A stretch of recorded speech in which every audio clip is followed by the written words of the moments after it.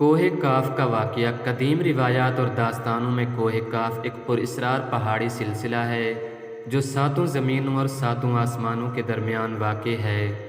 कहा जाता है कि ये पहाड़ नीले रंग के हैं और इन्हीं की चमक से दुनिया का आसमान नीला दिखाई देता है।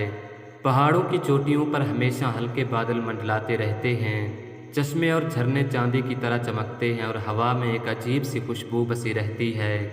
रिवायात में है कि कोह काफ की वादियों में जिन्नात और परियां बस्तियां बसाते हैं। यहाँ जिन्नात के किले संगे मरमर से बने होते हैं और परियों के महल शफ़ाफ क्रिस्टल जैसे होते हैं।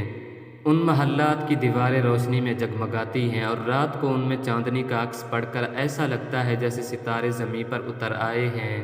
कहा जाता है कि यहाँ के जिन्नात मुख्तलिफ जिम्मेदारियाँ अंजाम देते हैं।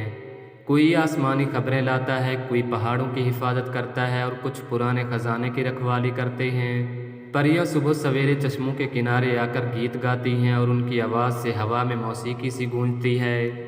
एक पुरानी दास्तान में आता है कि एक नेक सिफत बुजुर्ग मुसाफिर ने कोह काफ का सफ़र किया। कई दिनों के सफ़र के बाद वो एक वादी में पहुँचे जहाँ एक सब्ज़ रंग का जिन उनका मुंतज़िर था। उस जिन ने उनका इस्तकबाल किया और कहा, ये जगह हर किसी के लिए नहीं, मगर तुम्हारे दिल की नेकी ने तुम्हें यहाँ तक पहुँचा दिया है।